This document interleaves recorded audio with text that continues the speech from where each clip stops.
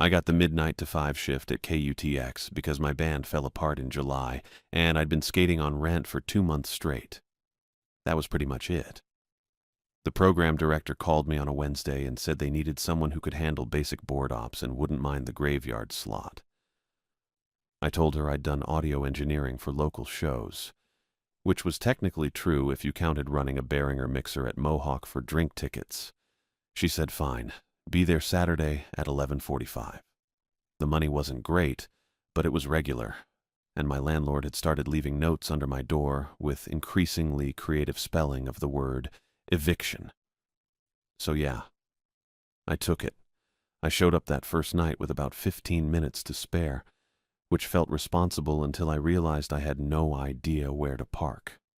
The station sat in this squat brick building just off South Congress, wedged between a taco truck that only opened for breakfast and a vintage clothing store that looked like it hadn't been vintage in 1992. There was a small lot out back, with maybe 6 spaces, all unmarked. I picked the one farthest from the dumpster and hoped nobody would yell at me about it later. The front door was locked.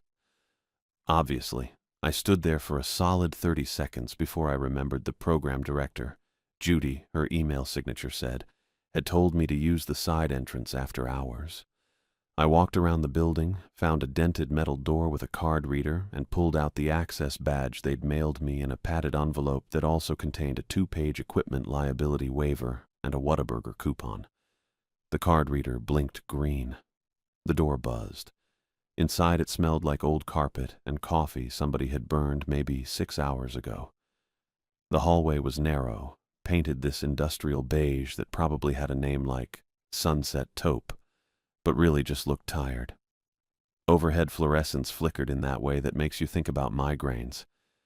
I could hear music playing somewhere deeper in the building, something folky, a lot of acoustic guitar, but I couldn't tell if it was live on air or just someone's Spotify.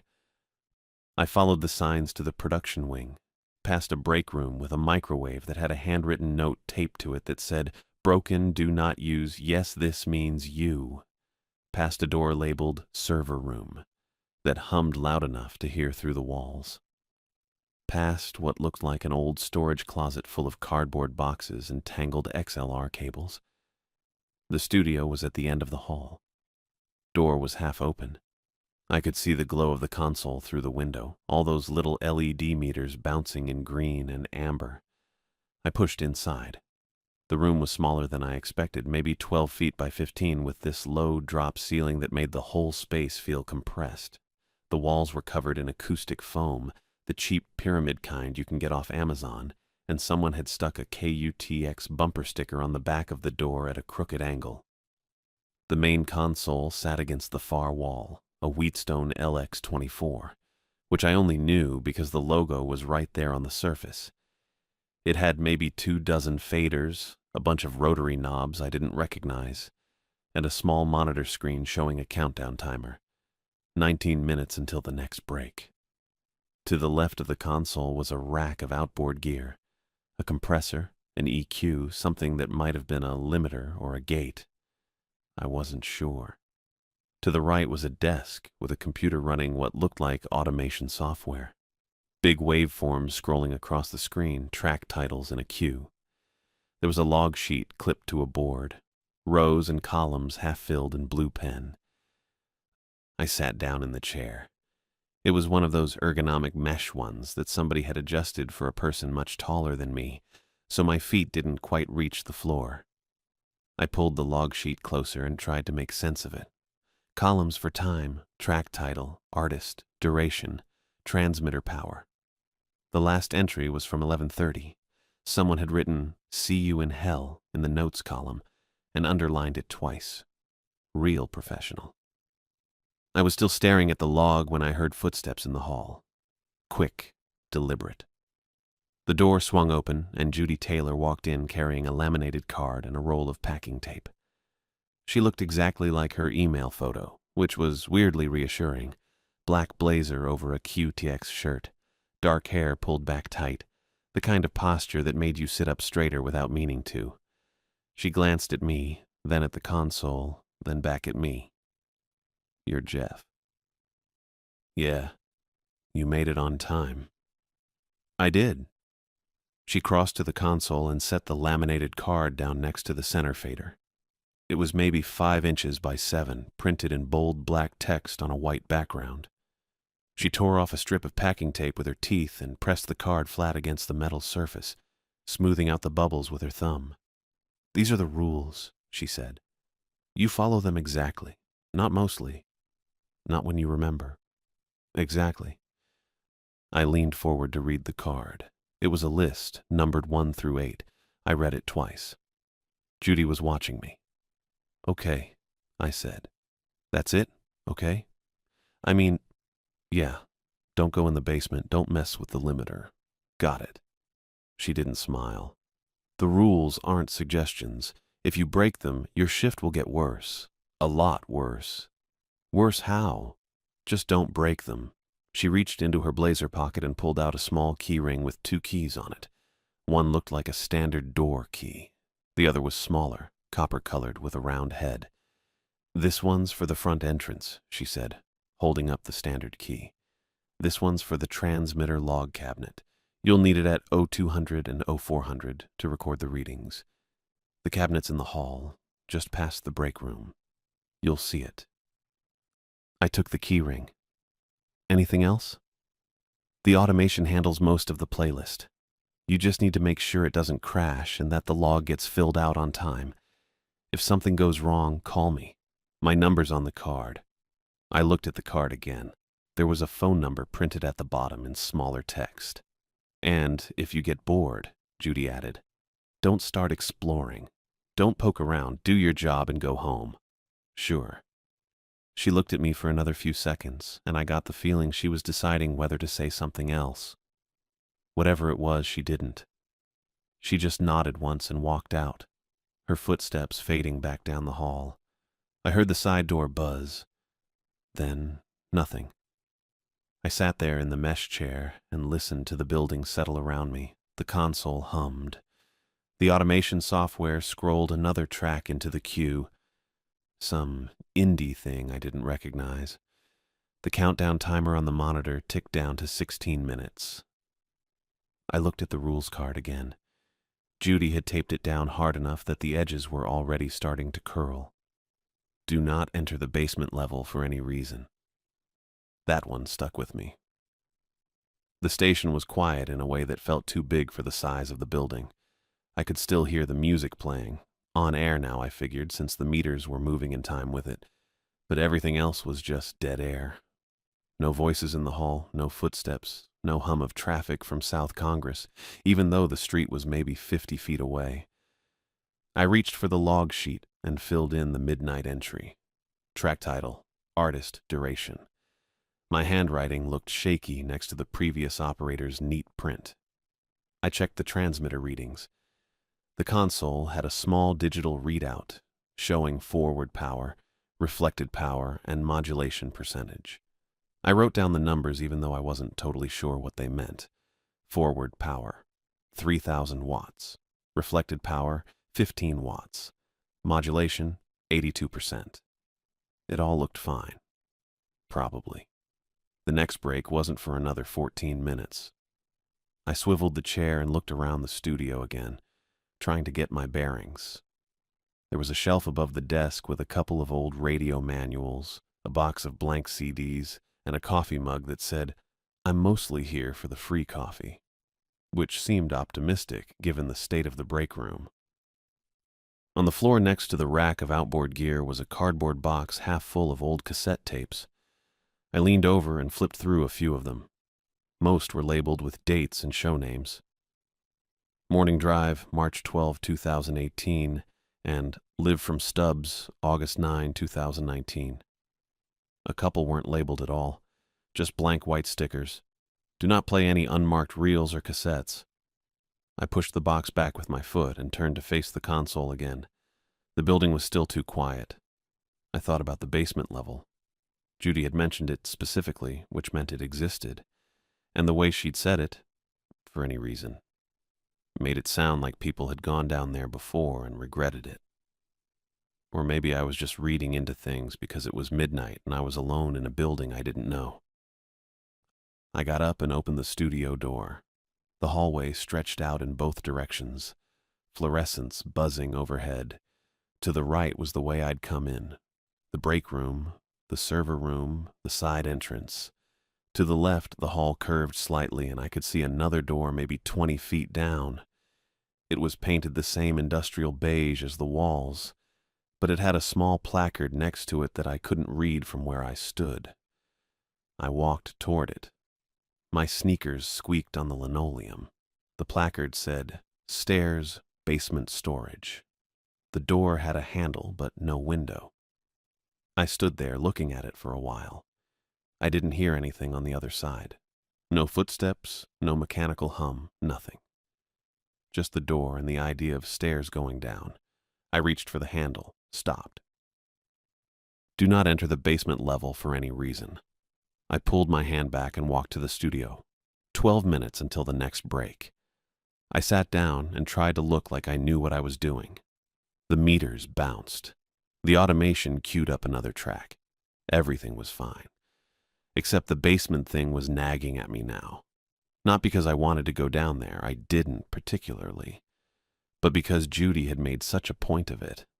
Like it was the most important rule on the card. Don't go in the basement. Don't even think about it, which made me think about it. I wondered what was down there. Storage, the placard said, but storage of what? Old equipment? Archived recordings? Bodies? That last one was a joke. Probably. The building felt too empty. That was the real problem.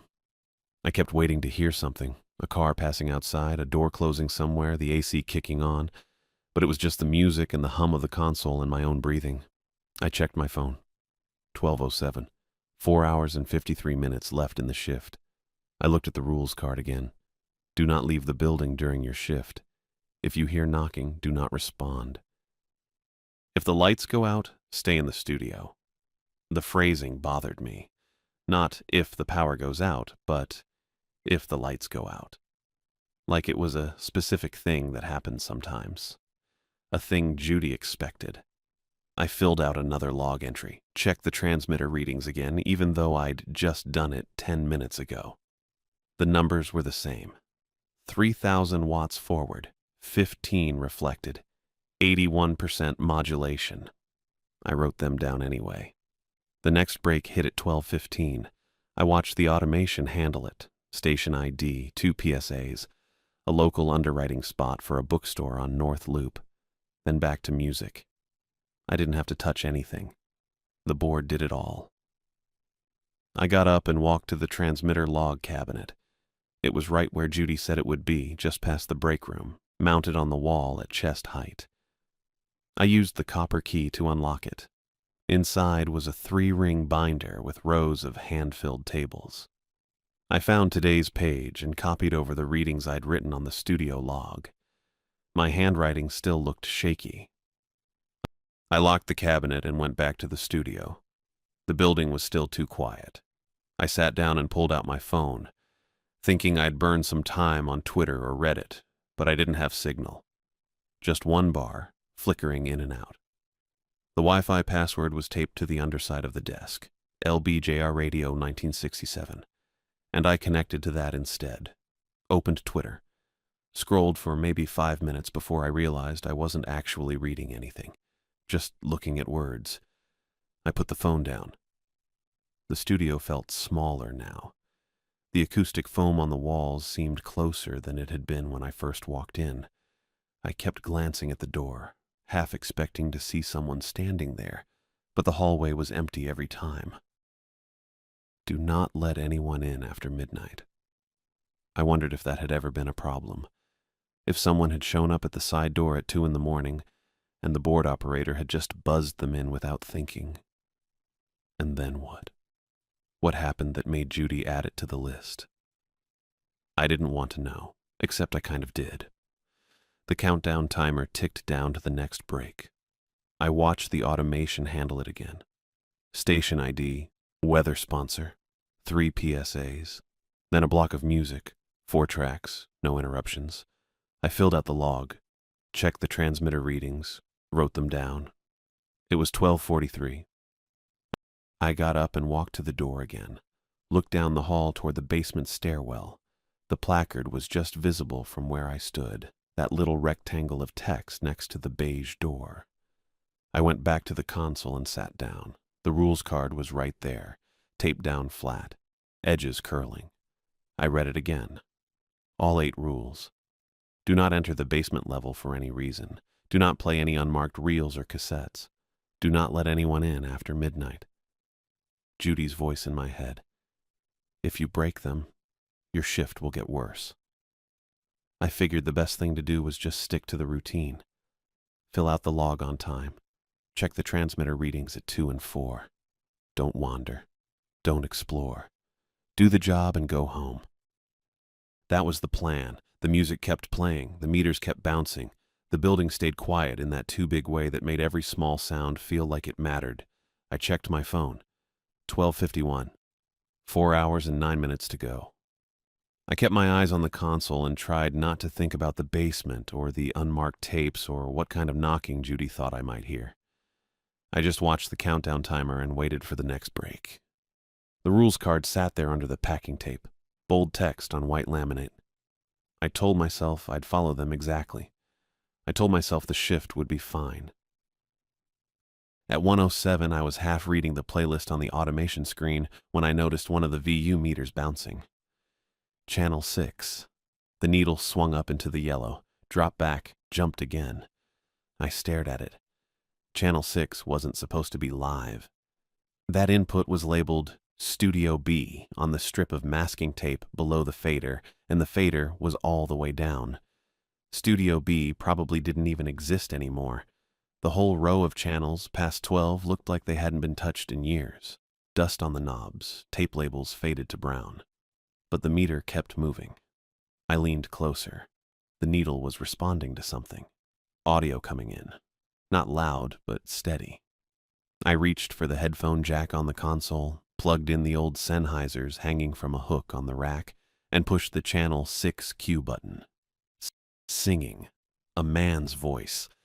Clean tenor, no reverb, no processing.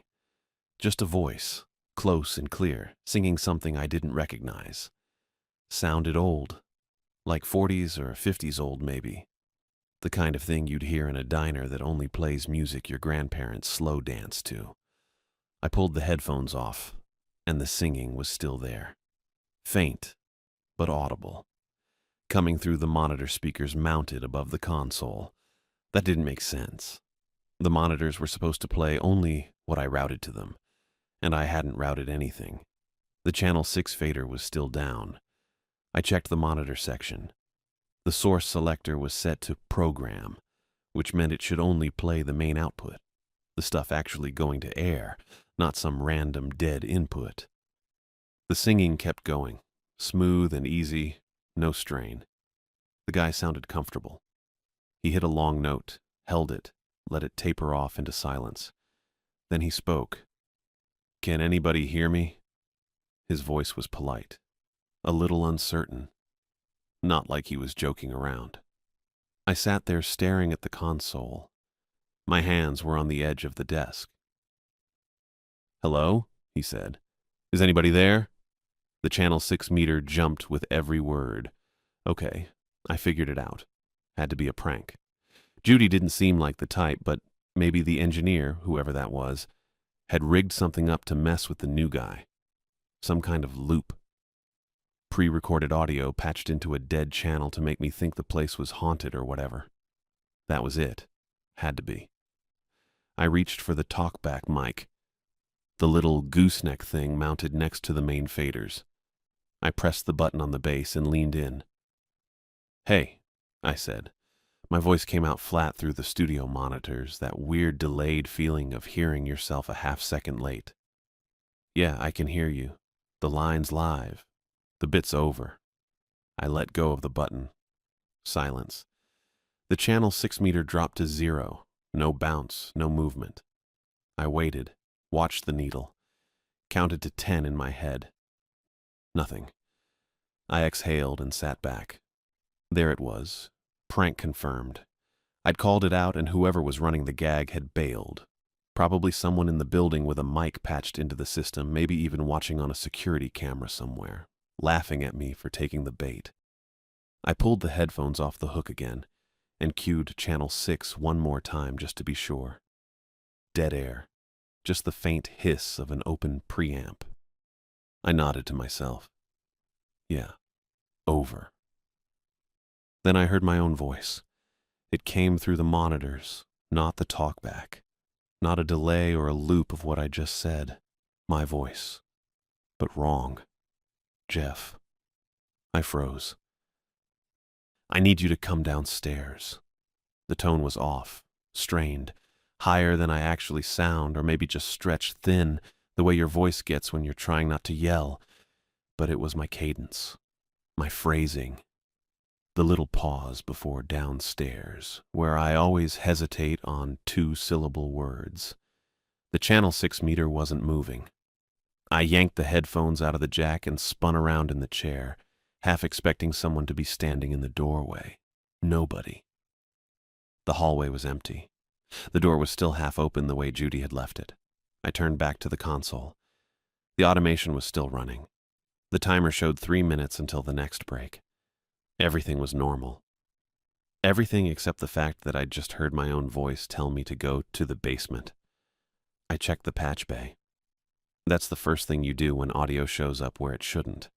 The patch bay is this big grid of quarter-inch jacks on the rack to the left of the console, rows and rows of inputs and outputs. If someone wanted to route a signal somewhere weird, they'd use a patch cable. Plug it in, send audio from point A to point B. Simple. I scanned the rows. Most of the jacks were empty. A few had permanent patches, short cables with red and yellow bands connecting things that were supposed to stay connected. I didn't see anything that looked out of place. No random cable running from an output into channel 6. No extra connections I didn't recognize. I traced the signal path in my head. Studio B input would come from somewhere. A physical mic or a line from another room. It'd hit the preamp, go through the channel strip, and if the fader was up, it'd feed the program bus. But the fader was down. And even if it wasn't, that wouldn't explain why the audio bypassed the fader entirely and went straight to the monitors. I crouched down and looked at the back of the console. Cable spaghetti, XLRs and TRS plugs, and some kind of DB25 snake I didn't want to touch. I followed the monitor feed as far as I could. Everything looked correct. No weird Y cables. No splits I couldn't account for. I stood up. My knees cracked. The rules card was still taped next to the center fader. Rule number 1, do not enter the basement level for any reason. I stared at it. Then I picked up my phone and pulled up Judy's number from the bottom of the card. I didn't want to call her at 1 in the morning on my first shift, but this felt like the kind of technical issue she'd want to know about. Phantom audio. Voices on dead channels. That was her territory. I hit call. The phone rang once in my ear, twice. Then it clicked over and I heard her voicemail greeting start.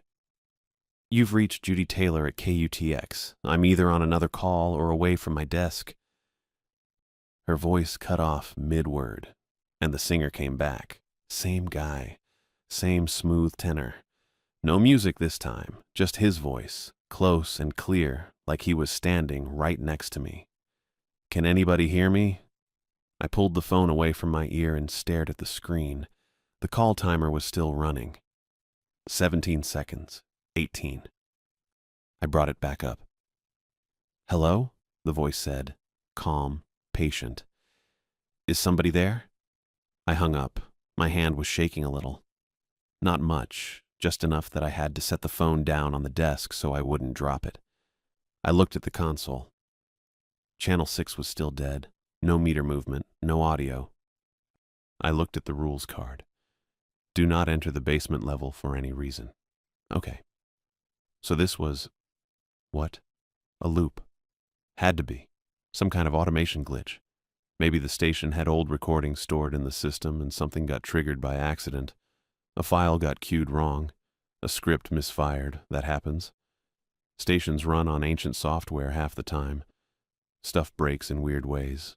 And the voice on Judy's voicemail, that was probably the same thing. A crossed line, a corrupted greeting file, or maybe I'd misheard it. Maybe I was more tired than I thought and my brain filled in something that wasn't there. That made sense. I nodded to myself. Yeah, that was logical. I sat back down in the chair and watched the automation handle the 0115 break. Station ID, PSA for some nonprofit I didn't catch, another PSA, then back to music. A piano thing, instrumental. I didn't recognize it. I filled out the log. Time, track, artist. My handwriting looked worse than before. The letters were cramped and uneven. I checked my phone. 1:23 a.m. 3 hours and 37 minutes left in the shift. I kept my eyes on the console, watched the meters, watched the faders, watched the VU needles bounce with the program audio and nothing else. The building was quiet. At 1:55, the red light above the basement stairs turned on. I wasn't in the hallway. I was still in the studio. But I could see it through the open door. A faint red glow spilling into the beige corridor about 20 feet down, right where the placard said, Stairs, Basement Storage. I stood up, walked to the doorway, stopped. The glow was coming from above the basement door. There was a little indicator light mounted on the frame, the kind that tells you a room is live or occupied or whatever. It was red. Bright red. It hadn't been on before. I was sure of that. I'd walked past that door twice already tonight, and it was dark. I stood there watching it. The light didn't flicker, didn't dim, just stayed on, steady and red and wrong. I stared at that red light for probably 30 seconds before I remembered the pager number Judy had written on the back of the rules card. She'd said to call her if something went wrong, but she'd also mentioned the engineer, Braden something, for equipment failures specifically. I figured a mysterious basement light counted as equipment. I walked back to the console and flipped the card over. The handwriting was different on the back, messier, like someone had added it later. Braden Nunez, engineer, Ext 41 or pager 512. The pager number was written in blue pen, while everything else was black Sharpie. My phone still showed one flickering bar. I dialed the pager number, waited for the tone, punched in the studio line, and hung up. Then I sat there watching the automation countdown, 4 minutes until the next break, and tried not to look at the open doorway where that red glow was still visible down the hall. The studio phone rang maybe 2 minutes later. I grabbed it on the first ring. Hello? This is Braden. His voice was thick, groggy, definitely just woke him up. Who's paging from the station? Jeff Barry. I'm doing the overnight. Right, Judy mentioned. I heard rustling, maybe blankets. What's the problem? There's a red light on above the basement stairs, I said. It just turned on about 10 minutes ago, and before that I was hearing... I stopped. Saying it out loud made it sound ridiculous. There was something on Channel 6. A voice. Coming through the monitors even though the fader was down. Silence on the other end for long enough that I thought the call dropped. Braden? Yeah, I'm here. He cleared his throat. The light. Is it steady or blinking? Steady. Okay. That's the booth indicator. Means the ventilation system kicked on down there. I waited for him to explain why that mattered, but he didn't say anything else. Should I turn it off? I asked. No. His voice sharpened. Don't go down there. The basement has an old isolation booth from back when we did advertising sessions in-house. Soundproof box, about 6 by 8 feet. The vent system's on a timer, but it's been screwy for years. Sometimes it just turns on by itself. Okay, I said slowly. But what about the voice? On Channel 6? Another pause. Longer this time. What did it sound like? A guy singing. Old-timey stuff, I don't know. 40s or 50s, maybe. Clean voice, no reverb.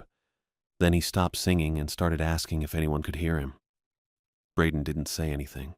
Then I heard my own voice. I continued. My hand was doing that shaking thing again, telling me to come downstairs. And when I called Judy, the same singer interrupted her voicemail. "Stop." Braden's voice went flat. "Did you respond to it?" Yeah, on talkback. I told him the line was live. Shit. I heard movement, footsteps. Okay, listen to me. That booth downstairs, there's a reason Judy put that rule on the card. Back in 1987, a singer named Timothy Ferguson rented studio time. Local guy trying to record a demo. He wanted that old-school isolated vocal sound, so he set up in the booth with a Neumann and a 2-track. I didn't say anything, just listened. He was down there alone, middle of the night just like you, and at some point he must have decided to clean the tape heads while he was recording because they found him with a bottle of head cleaner and a rag. Braden's voice stayed even, factual. The ventilation system was manual back then. You had to turn it on from outside the booth. He was inside with the door locked. Those booths lock from the inside so you can't be interrupted during a take, and the fumes built up. By the time someone found him Monday morning, he'd been dead for probably 2 days. My stomach did something unpleasant.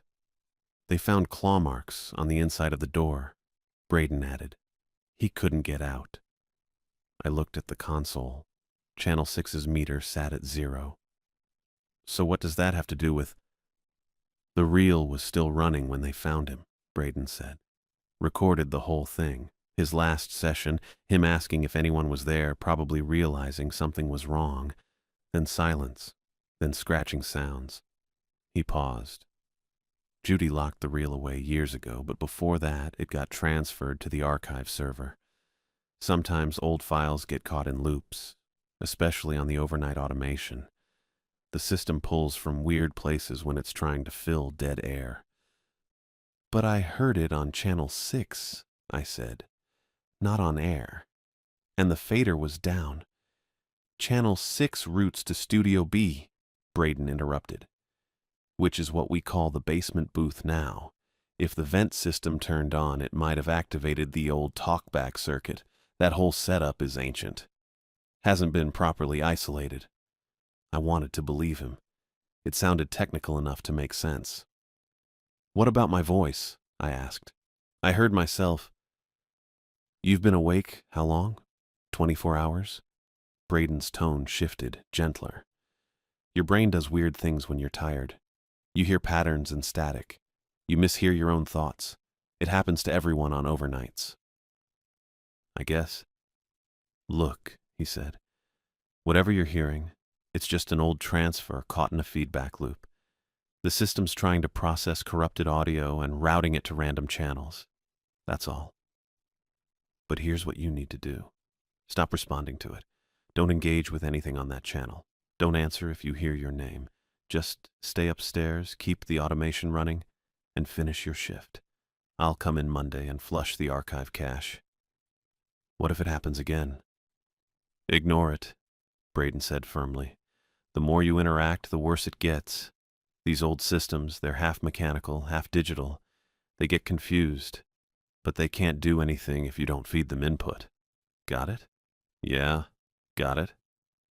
Good. Call me again if the transmitter goes down or the automation crashes completely. Otherwise, just ride it out. You'll be fine. He hung up before I could say anything else. I sat there holding the phone, staring at the rules card. Rule 1. Do not enter the basement level for any reason. Judy knew. That's why she put it first. I set the phone down and checked the automation countdown. 1 minute 20 seconds until the 2 a.m. break. After that, I had to fill out the transmitter log. Then just 3 more hours. I could do that. Stay at the console. Don't go near the basement. Ignore anything weird. The break triggered on time. Station ID, PSA for the food bank, underwriting spot for a South Lamar coffee shop. I walked down the hall to the transmitter log cabinet, keeping my eyes straight ahead and definitely not looking at the basement door with its steady red light. I unlocked the cabinet. filled in my readings: forward power 3000 watts, reflected power 16 watts, modulation 84%. Locked it again and walked back to the studio.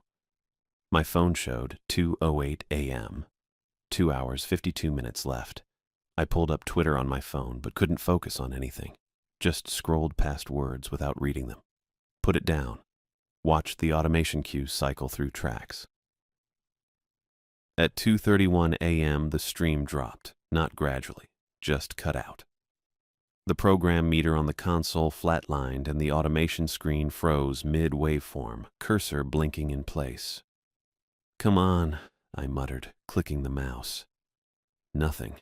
I tried the keyboard. Still frozen. I reached for the phone to page Braden again, but then the screen refreshed on its own, the automation reloaded, and music came back through the monitors. Some indie folk track I didn't recognize. The stream counter showed we'd been off air for maybe 15 seconds. Long enough for listeners to notice, but not long enough to panic. I exhaled and sat back. That's when I heard it again. Not through the monitors this time, through the walls. The same voice, that clean tenor, but lower now, deeper, like someone had slowed down the tape. The words were stretched, distorted, but I could still make out the melody. Something old, something I'd heard before but couldn't name. I stood up and put my hand against the acoustic foam on the left wall. I could feel it. A vibration. Faint but steady. Pulsing with the rhythm of the singing. The channel 6 meter didn't move. I yanked my hand back. The studio phone rang. I jumped hard enough that my knee hit the desk. The phone rang again, shrill and too loud. The little LCD screen on the handset showed caller ID, internal. I stared at it. Third ring. Don't answer. Braden said don't engage. Fourth ring. My hand picked up the receiver before my brain caught up. Hello? I can't breathe unless you play me. The voice was calm, matter of fact. Can you hear me? My throat closed up. Can you hear me? The voice repeated. Still calm, patient. I slammed the phone down so hard the whole console rattled. My hands were shaking bad now, both of them. The phone didn't ring again. I sat there breathing too fast, staring at the handset like it might do something else. Then my cell phone buzzed on the desk. One notification. Voicemail from Jeff Barry. My own name. My own number. I picked up the phone with fingers that didn't feel like mine anymore and stared at the screen. The voicemail icon sat there waiting. I didn't press it. I played the voicemail back. Didn't really want to, but I needed to know what I'd actually heard. Judy's greeting started normal. Professional. You've reached Judy Taylor at KUTX. I'm either on another call or away from my desk. Then it cut. What came next wasn't the singer asking if anyone could hear him. It was me. My voice. Singing. Not talking. Not the fake Jeff voice telling me to come downstairs. This was actual singing. A melody I didn't recognize. Words I'd never learned. The phrasing was mine, though. I could hear the way I breathe between lines. That little catch I get on sustained notes because I never learned proper diaphragm support.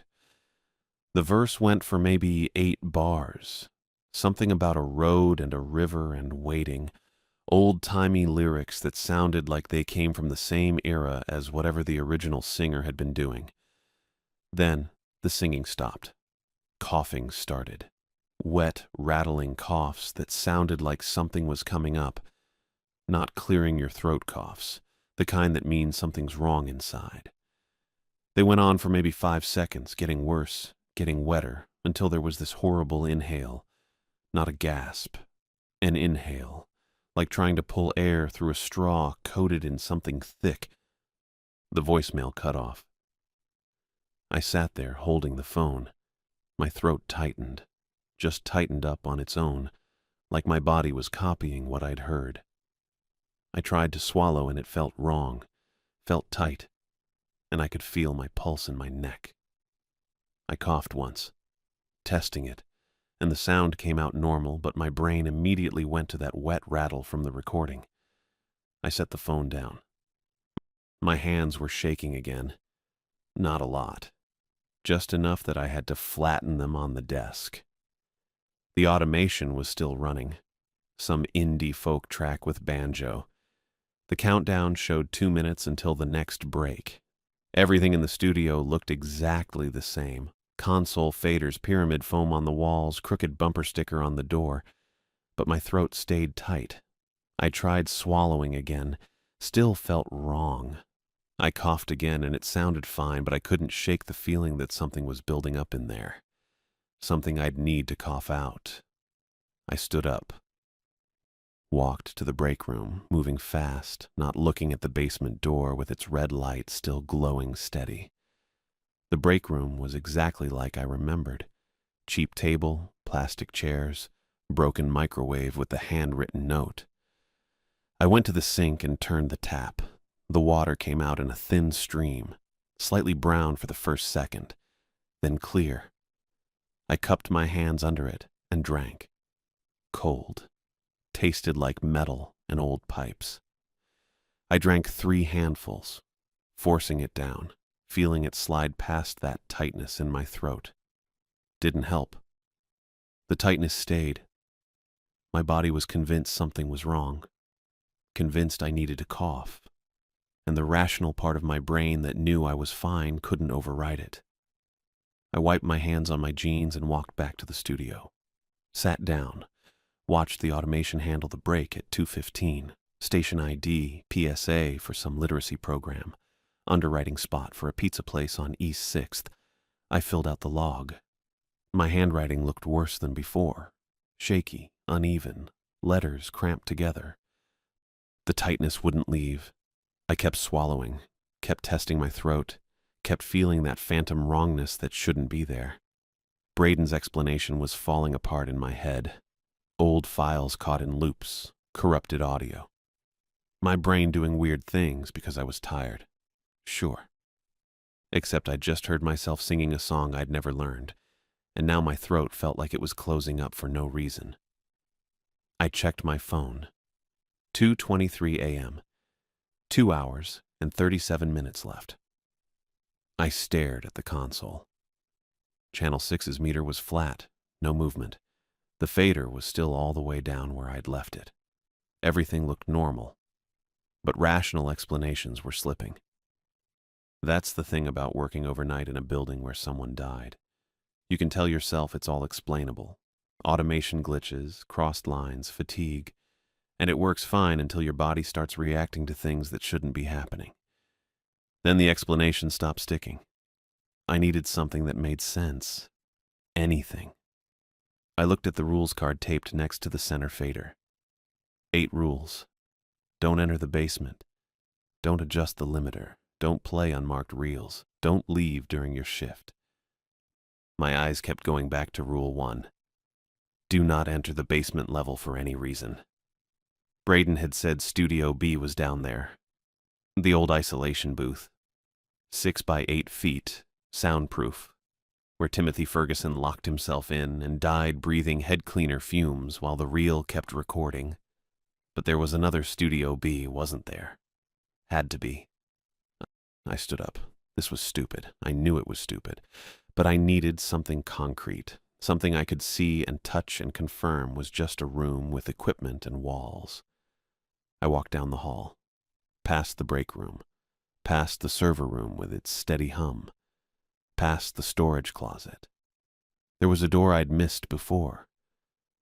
20 feet past the studio, opposite side from the basement stairs. Beige door, no window, small placard that read, Studio B, Isolation. Not downstairs, right here on the main level. I stopped in front of it. The door was closed. The knob was brushed steel, standard commercial hardware. I reached for it, thinking maybe I could reboot something in there, get away from the main console for a minute, clear my head in a quieter space. The knob didn't turn. Locked. I tried again, putting more pressure on it. Definitely locked. But something looked wrong. I crouched down, eye level with the knob. There was metal dust on the floor. Fresh metal dust. Little silver-gray shavings scattered on the carpet right below the keyhole. Maybe a dozen tiny pieces catching the fluorescent light. I touched the knob again, looking close. The edge of the keyhole had fresh scratches. Thin lines in the steel, bright and unoxidized, like someone had been working on it recently. Filing it, maybe. Or drilling. I stood up. My throat was still tight. I looked down the hall toward the studio, then back at the door. On the wall next to the door frame, about shoulder height, there was a piece of paper taped up. Not just paper. A laminated card. Same size as the rules card in the studio. 5 by 7 inches white background. I stepped closer. It was another copy of the rules. Same 8 numbered lines in bold black text. But someone had marked it up. Rule 3.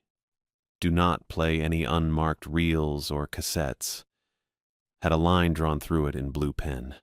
Not crossed out to delete it. Underlined. Emphasized. And in the margin next to it, in different handwriting than Judy's, someone had written, E. Rowe, Final. Below that, in the same blue pen, only way to stop it. I read it 3 times. E. Rowe, not Timothy Ferguson. Braden had said Ferguson died in the booth in '87, but this card was talking about a reel. A final reel, marked with a different name. I pulled out my phone and took a picture of the card. The flash reflected off the lamination, but the text was readable. My throat tightened again and I coughed. It came out dry, normal, but my body was still convinced something was wrong. I walked back to the studio, sat down. The automation was playing something instrumental, piano and strings. The countdown showed 5 minutes until the next break. I stared at the console. Then I heard it, not on the monitors this time, through the studio door, coming from somewhere down the hall, singing. The same clean tenor voice, same 40s-era melody, but this time I could make out the words. Jeff, just my name, sung on pitch, held for 2 beats, then trailing off. I stood up so fast the chair rolled backward and hit the rack. Channel 6's meter wasn't moving. The sound was coming from the hallway. Jeff, I need you to hear me.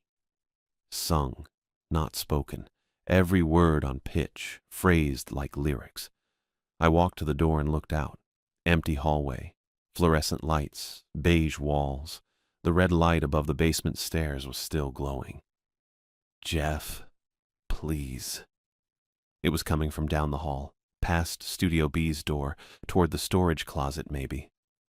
This wasn't a glitch. This wasn't corrupted audio routing to random channels.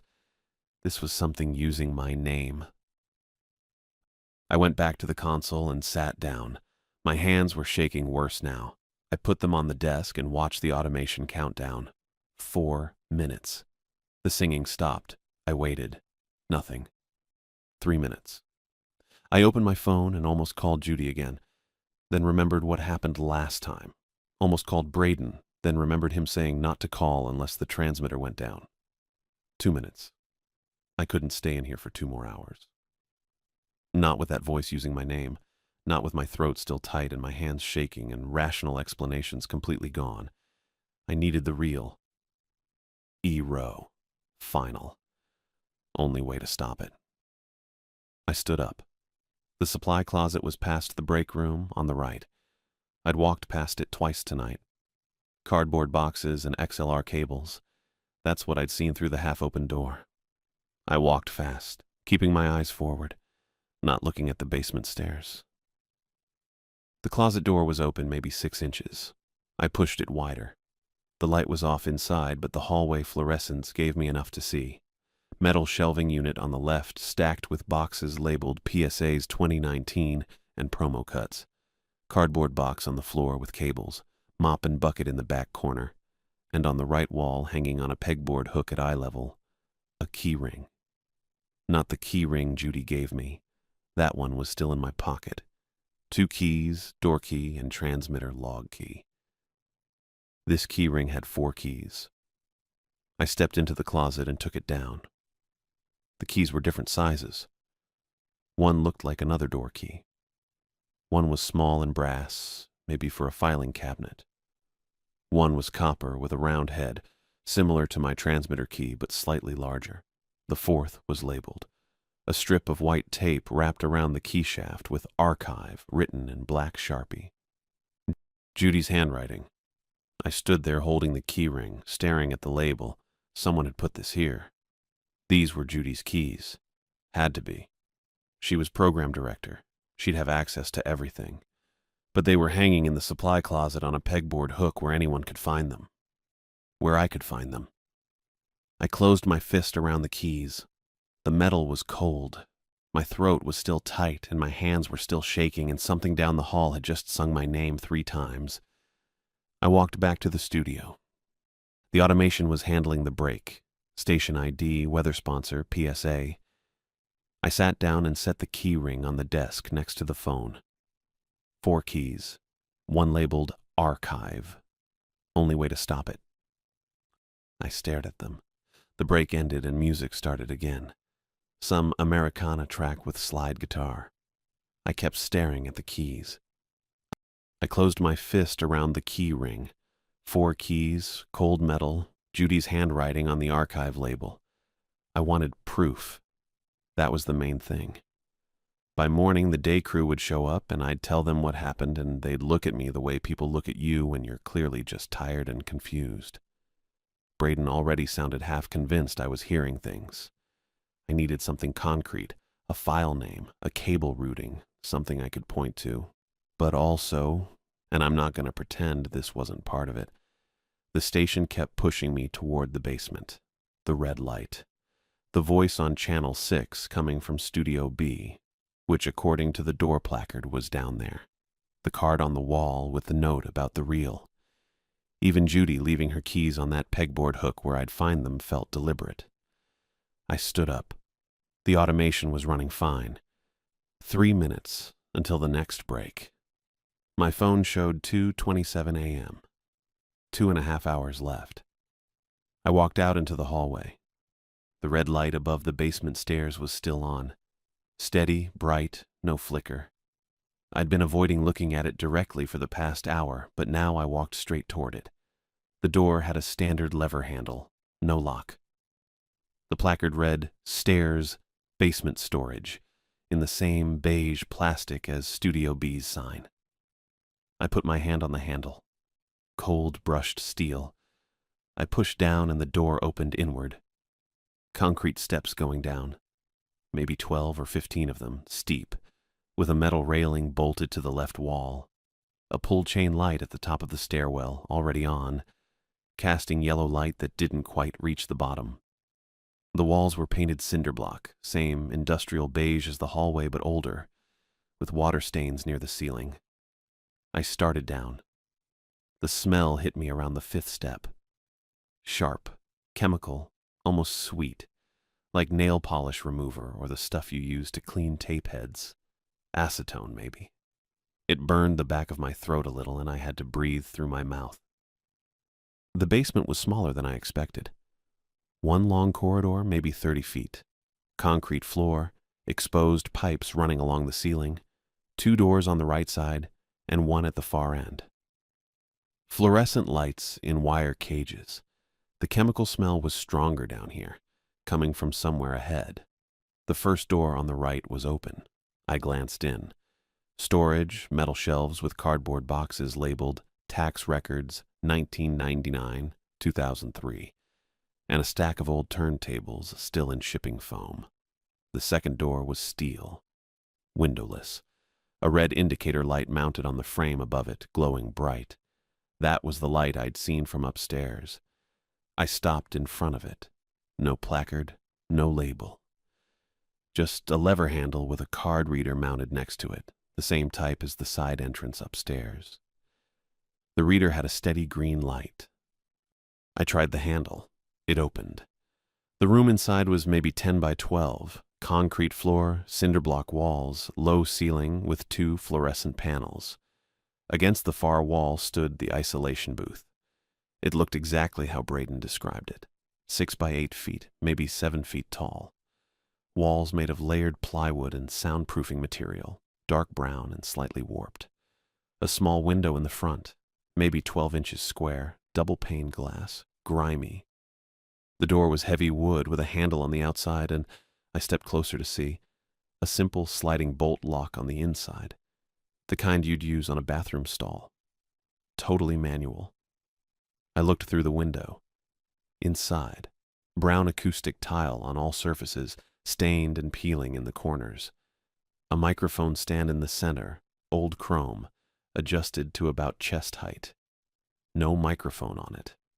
And on the back wall, behind where the stand was pointing, I saw the gouges. Deep scratches. Clusters of them. Scraped into the acoustic tile and the wood underneath, down to bare material. They were concentrated around shoulder and chest height, radiating out from 2 main points like someone had clawed at the wall with both hands. The mic stand was aimed right at them.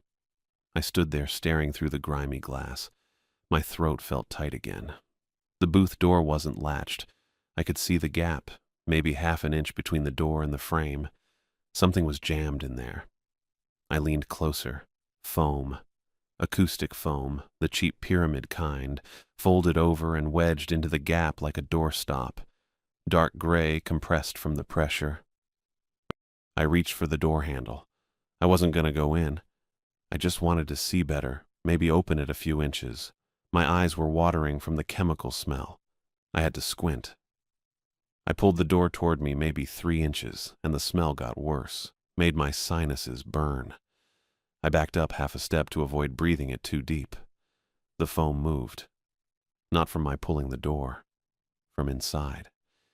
It slid deeper into the gap, pushed from the interior side, and I heard a soft click as the bolt lock engaged. The door was shut, fully closed, locked from inside. I stepped back. The talkback speaker crackled. It was mounted on the wall next to the booth, a small metal grill maybe 4 inches across, the kind of intercom you'd use to communicate with someone recording inside. A red light on the speaker housing turned on. The singing came through. Clean tenor, controlled, confident. The same voice from Channel 6, but louder now, more present, singing a melody I didn't recognize with lyrics about a road and a river. I stared at the speaker. Not at the booth, at the speaker, because this wasn't something unreal or impossible. This was rooted audio, a talkback circuit. Braden said the vent system might have activated the old talkback, and here it was. An actual physical speaker connected to actual cables running through actual conduit along the basement ceiling. That snapped me into action. I turned and ran back into the corridor, looking up at the pipes and cable runs. The talkback had to route somewhere. Probably the rack room upstairs, or maybe a patch bay down here. But the cables had to be visible because this building was old enough that everything was surface mounted. I found the rack room at the end of the corridor. Another steel door, this one propped open with a brick.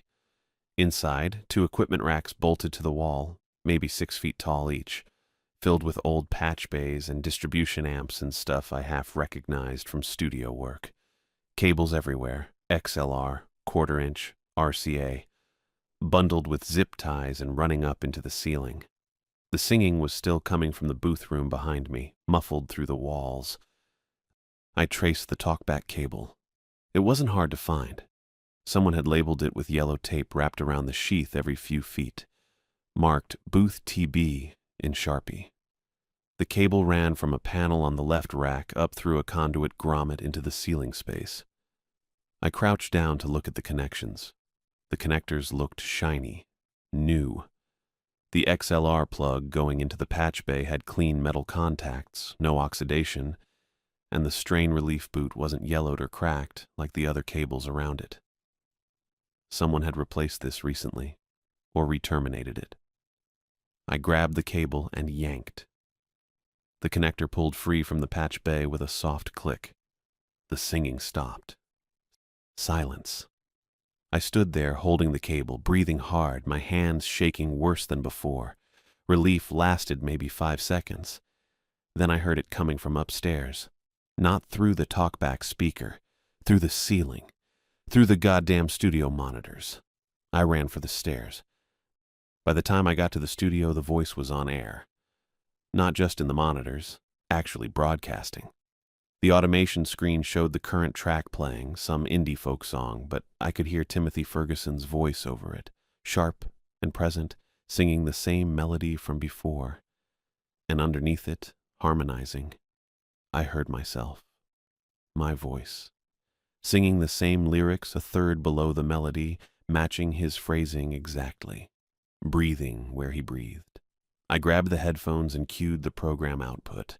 Both voices were there, mixed together, going out over the air to every listener in Austin. The automation screen flickered. A new file appeared in the queue, jumping to the top of the playlist. The file name read E-Row, Final. The track started to load. Progress bar filling, 30%, 40. I clicked cancel. The button grayed out. A dialog box appeared, override active. Cancel command requires authorization from engineering panel. Below that, in smaller text, location, basement, rack room. B. The progress bar hit 60%. Braden showed up at 4:10. I was still at the top of the stairs when I heard the side entrance buzz and footsteps coming down the hallway. My first thought was relief. Someone else was here, someone who could fix whatever the hell was happening. Then I remembered I'd just locked the talkback cable in my fist and pulled the booth door shut on empty air. Braden came around the corner carrying a small canvas tool bag. He looked exactly like his voice sounded on the phone, calm, unhurried, maybe a little tired. Sandy blonde hair thinning at the temples. Work shirt with the sleeves rolled up. He stopped when he saw me standing there with the basement door open behind me. "Jeff," he said, not a question. "Yeah." "Thought I told you to stay upstairs." I didn't say anything. My hand was cramping around the talkback cable, and I realized I was still holding it, the XLR connector dangling at my side like I'd ripped it out of the wall, which I had. Braden's eyes flicked to the cable, then back to my face. "You went down." The voice was coming from the basement. I followed it. He set the tool bag on the floor and rubbed his face with both hands. That's when I saw his fingers. The pads and edges were stained dark gray, almost black in the creases, and there were reddish marks on his knuckles that looked like chemical burns. The same smell I'd been breathing in the basement. Sharp, acetone. Something that stuck in your throat. "You've been down there already," I said. Braden dropped his hands. "I'm here to clear the loop and reset a breaker, that's it. Then you can finish your shift and go home. Your hands smell like the booth." He looked at me for a long second. Then he picked up the tool bag and walked past me toward the basement stairs. "Come on, I'll show you what needs fixing." I followed him down. Didn't really decide to. Just did. The chemical smell got worse with every step, and by the time we reached the bottom, my eyes were watering. Braden didn't react at all. He walked straight to the rack room at the end of the corridor, set his bag on the floor next to the equipment racks, and pulled a key ring from his pocket. It had maybe a dozen keys on it, all labeled with colored tape. He unlocked a panel I hadn't noticed before, a gray metal box mounted low on the wall near the floor, about the size of a breaker box. Inside were 3 toggle switches with labels in faded Sharpie. Vent fan, booth PWR, talkback AMP. All 3 were in the down position. Braden flipped the vent fan switch up. A motor kicked on somewhere behind the walls with a rattling hum that sounded like it hadn't been oiled in years. I waited for the chemical smell to start clearing. Instead, it got worse.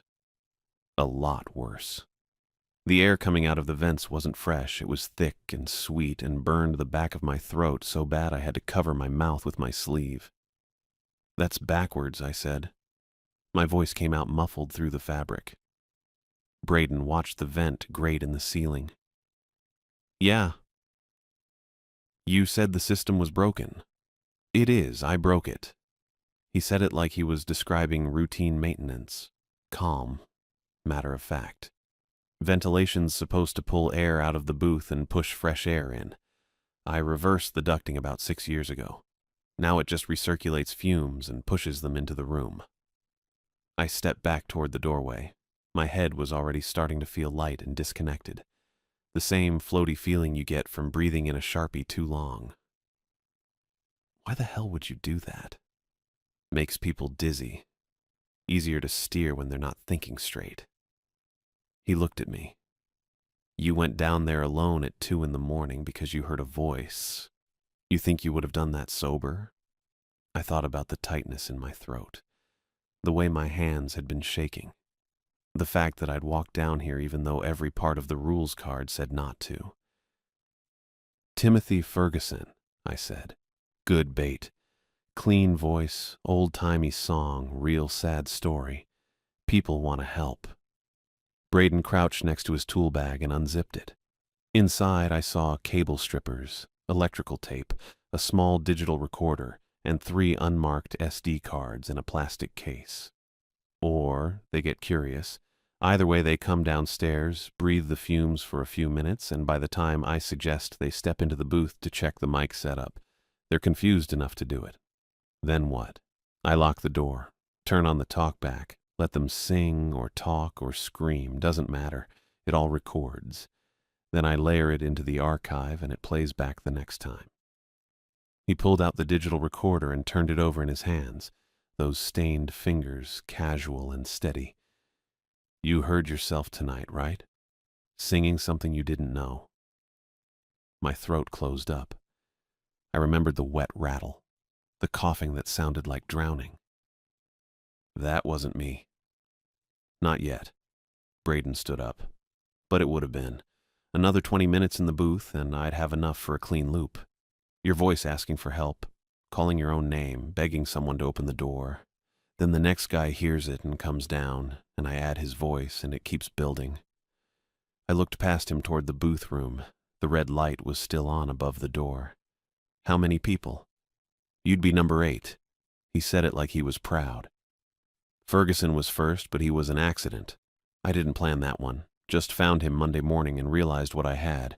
After that, I started testing it. Took a while to get the fume levels right. Too much, and they pass out before I can get them inside. Too little, and they fight. Judy knows. Judy suspects. That's why she wrote the rules. Thought she could keep people alive with a laminated card and some scary warnings. He shook his head. Didn't work. You still came down. He was right. I'd read the rules. I'd heard Braden on the phone telling me not to engage, not to go downstairs, just finish the shift. And I'd come down anyway because I wanted proof, or because I was tired, or because some part of me needed to see what was making the sound. Braden took a step toward me, not fast, just closing the distance. I'm going to need you to go stand by the booth door, he said. I didn't move. Jeff, don't make this harder. You're going to lock me in. Yeah, and record me. That's the idea. My hand was still cramping around the talkback cable. I looked down at it. Black rubber jacket, XLR connector, strain relief boot still intact. Then I looked at the panel on the wall with the 3 switches. Vent fan was up. Booth PWR and talkback amp were still down. You replaced this cable, I said. Braden stopped. What? The talkback cable, upstairs in the rack. It's new. You re-terminated it recently. I held up the connector. All the other cables in that room are 20 years old, but this one's shiny. No oxidation. Clean contacts. He stared at me. You've been maintaining it, keeping it ready. My voice sounded steadier than I felt. This whole thing only works if the booth can talk to the studio, if I can hear Ferguson's voice, if the next guy can hear mine. You need the talkback circuit. Doesn't matter now, I've got a spare. But you didn't want to use the spare. You wanted the original cable because it's already routed, already patched, already part of the system. Replacing it means tearing into walls and risking someone noticing. I was talking faster now, brain catching up. That's why you came tonight. I pulled the cable and killed the loop, and you need to fix it before morning shift. Braden's expression didn't change, but his shoulders shifted. Small adjustment, weight going forward. Booth door, now. He moved.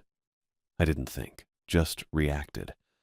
I grabbed the foam wedge that had fallen on the floor outside the booth room and threw it at Braden's feet. He stepped on it wrong. Heel came down on the compressed edge, and his ankle rolled. Not much, just enough. I shoved him. He stumbled backward into the booth room doorway and caught himself on the frame, then came at me fast, got his hands on my shoulders and pushed me toward the booth. I twisted sideways and slammed my elbow into the booth door. It flew open. I'd left it unlatched when I pulled it shut earlier, and Braden's momentum carried him forward. His forearm hit the door frame, and I grabbed the door with both hands and swung it hard. The edge caught his forearm. He yelled and tried to pull back, but I slammed it again and again. His fingers opened and the keyring fell, hit the concrete floor with a metal clatter. I kicked it behind me and shoved the door one more time. Braden pulled his arm free, and I threw my whole weight against the door. It shut with a heavy thunk. I heard the bolt slide from inside, his side, and then nothing. He'd locked himself in. I stood there breathing hard, staring at the door. Through the small window I could see movement. Braden's face appeared, pale and furious, mouth moving, but I couldn't hear anything. Soundproof booth. That's what it was designed for. Then he started coughing. The fumes. The vent fan was still running, still pushing contaminated air into the room, and the booth was sealed. I watched him double over, one hand on the mic stand for balance. His shoulders heaved. I picked up his keyring from the floor and ran back to the rack room. My hands were shaking so bad it took 3 tries to get the right key into the panel lock. I found the vent fan switch and flipped it down. The rattling motor stopped. Then I hit talkback amp, down, killing power to the speaker circuit. Last was booth PWR. I hesitated for half a second, then switched it down too. The red light above the booth door went dark. I looked up at the equipment racks. 2 6-foot racks bolted to the wall, packed with gear, cables everywhere. I found the main power strip for the reel deck stack, old Tascam units with the reels still slowly turning, and yanked the plug straight out of the wall. The reels stopped. The loop died. Silence. I ran for the stairs. Hit them fast, took them 2 at a time, shoved through the door at the top. The hallway fluorescents were too bright after the basement, and I had to squint. I found the fire alarm pull station next to the break room, red handle behind a plastic cover, and smashed the cover open with my palm. The handle came down smooth, and the alarm started screaming, high and piercing and loud enough to hurt. I kept moving. Down the hall to the lobby. My phone was still in the studio, but there was a desk phone on the reception counter, old Cisco unit with a blinking red light. I grabbed the handset and punched 911. It rang twice. 911, what's your emergency? Chemical leak at KUTX radio station on South Congress. There's a man trapped in a booth in the basement. He's breathing solvent fumes. You need to get here now. Sir, what's the address? I gave it. My voice sounded weird and flat under the alarm. Is the man conscious? I don't know. He was coughing when I left him. Are you in danger? No. He's locked in, but the fumes. He needs help. Units are on the way. Can you stay on the line? Yeah. I stayed on the line. Stood there in the lobby with the alarm screaming and the phone pressed to my ear while the dispatcher asked me questions I barely heard. How long had he been in the booth? What kind of chemicals? Was anyone else in the building? I answered what I could. The first responders showed up 6 minutes later. I heard the sirens before I saw the lights. Then strobes filled the lobby windows, red and white, flashing across the walls. I hung up the phone and went to unlock the front door. A woman in full turnout gear came through first, helmet on, face shield down. She had captain markings on her shoulders. You called it in? Her voice was loud and direct. Yeah, he's in the basement. Isolation booth at the end of the hall, locked from the inside. Chemicals. Solvent. Acetone, maybe, or head cleaner. The ventilation system was pushing it into the booth. She turned and shouted something to her crew. 3 more firefighters came through the door carrying equipment. She pointed 2 of them toward the basement stairs and told me to wait outside. I didn't argue, just walked out into the parking lot and sat down on the curb. The air was cool and clean, and I breathed it in deep, trying to get the chemical smell out of my nose. It didn't work. I could still taste it. 2 police units pulled up while I was sitting there. One of them, a guy in his 30s, short black hair, APD uniform, came over and asked my name. I told him. He wrote it down in a small notebook. "You work here?" "Overnight board operator. First week." "You pulled the alarm?" "Yeah." "Tell me what happened." So I did. Started with the voice on Channel 6 and worked forward. The basement, the booth, the scratches on the wall, Braden showing up and admitting he'd been locking people inside to record them. The officer's expression didn't change, but he wrote faster. A woman in a blazer joined us halfway through. Detective, based on the ID badge clipped to her belt. Carmen Torres. Dark hair and a low ponytail, sharp eyes. She let me finish, then asked, "Where's the evidence?" "Basement rack room. He had SD cards in his tool bag. And the reels. They're still in the rack. Plus the booth. There's scratches on the inside walls." She nodded and walked toward the building. The officer, Walter Nichols, he'd told me, stayed with me and asked more questions. How long had Braden been in the booth? Had I seen him ingest anything? Was the door secure? I didn't know most of the answers. The fire captain came out about 10 minutes later. Marjorie Howell.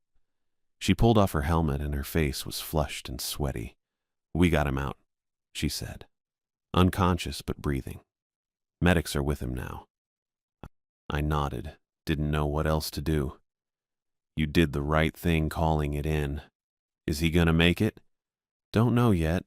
Depends how long he was breathing it." She looked back at the building. "That booth's a death trap. Needs to be condemned." Walter went inside with her. I stayed on the curb. An ambulance left about 5 minutes later, lights on but no siren. I watched it turn onto South Congress and disappear. Carmen Torres came back out carrying 2 evidence bags. One had SD cards. The other had what looked like a printed list and some kind of notebook. She stopped next to me. "We found labeled cards," she said. "Multiple marked final, plus a list of overnight employees with notes about who responded to what." He was keeping records. "Yeah." She tilted her head. "Your name's on there. Says you answered the talkback." I did, before I knew what it was. "Lucky you figured it out." I didn't feel lucky. She went to bag everything in her vehicle. Walter came back and told me I'd need to come down to the station later to give a formal statement. I said okay. He gave me a card with a case number and told me not to leave town. I wasn't planning on it. Judy showed up at sunrise. I was still sitting on the curb when her car pulled into the lot. She got out fast, saw the fire trucks and police units, saw me, walked straight over. "Jeff." "Hey." She looked at the building, then back at me. "What happened?" "Braden." I couldn't say more than that. My throat was too tight. Judy sat down next to me on the curb. Didn't say anything for a long time. Just sat there while the sky went from black to dark blue to pale gray. "I suspected him for years," she finally said. "Wrote the rules. Thought if I made them scared enough, they'd stay alive. Didn't work. No. You could have told me." "And said what?" "The engineer might try to lock you in a booth and record you dying. You wouldn't have taken the job." She rubbed her face. "I relied on fear. Figured fear was safer than truth." "How many people did he get?" "Before you? 7 that I know of. Maybe more." Her voice was flat. "They all quit after one shift. Wouldn't say why. I thought they were just spooked by the building." "You didn't check the booth?" "I checked the recordings. pulled anything marked final from the archive, locked the original Ferguson reel in my office. I thought that was enough. She looked at me. I didn't know he was making new ones. I thought about my own voice singing, the coughing, the wet rattle. He recorded me, I said. I know. Is it still in the system? Torres took the SD cards. She'll delete them after the case. Judy stood up and brushed off her slacks. Station's shutting down for a week, maybe more. Hazmat needs to clear the basement, and we're pulling the booth out completely. Good. You don't have to come back. I looked up at her. What? After this. You don't have to finish the job. I'll pay you for the full week regardless. What about Braden? He woke up in the ambulance. They're holding him at the hospital until he's stable, then he's going into custody. She handed me a business card. Her card. Same number that was on the rules sheet. Torres has enough evidence. The cards, the list, the booth itself. You'll need to testify eventually, but that's months away. I took the card, didn't look at it. Judy started to leave, then stopped. The rules weren't enough. I'm sorry. She walked back to her car and drove away. The hazmat contractor showed up around 8. Dorothy Gutierrez. She wore full coveralls and a respirator and wouldn't let anyone back in the building until she'd tested the air quality. Took her 3 hours. When she finally came out, she told the fire captain the basement needed professional remediation and the booth had to be removed by a licensed crew. The construction foreman arrived the next day. Grayson Martin. Broad guy, hard hat, high visibility vest. He took one look at the booth and said it was a hazard and needed to go. They pulled it out in sections over 2 days, walls first, then the frame, then the floor panels. I wasn't there for most of it. Judy called and told me to stay home until the all clear. KUTX came back on air the following Monday. I didn't listen. The coughing started 3 days after the incident. Just a tickle at first, then a tightness, then a wet rattle that sounded exactly like the recording. My doctor said it was anxiety, psychosomatic, gave me an inhaler and told me to rest. It didn't help. I kept hearing my own voice singing words I didn't know, kept feeling my throat close up, kept waking up at 2 a.m. convinced I was locked in a small room with no air. I went back to work 2 weeks later. Judy had moved me to afternoon drive, 4 to 8 p.m., full daylight. The studio was the same, but they'd sealed the basement door with a steel plate and padlock. Channel 6 was dark. The rules card was gone. I kept the job for 6 weeks, long enough to catch up on rent and pay off my landlord, long enough to prove to myself I could finish something. Then I put in notice and Judy didn't argue. My last shift was a Wednesday in late October. I filled out the log, cued the evening block, and walked out at 8 p.m. while the sun was still visible on the horizon. Didn't say goodbye to anyone. Just left the badge on the desk and drove home. I never worked overnight again.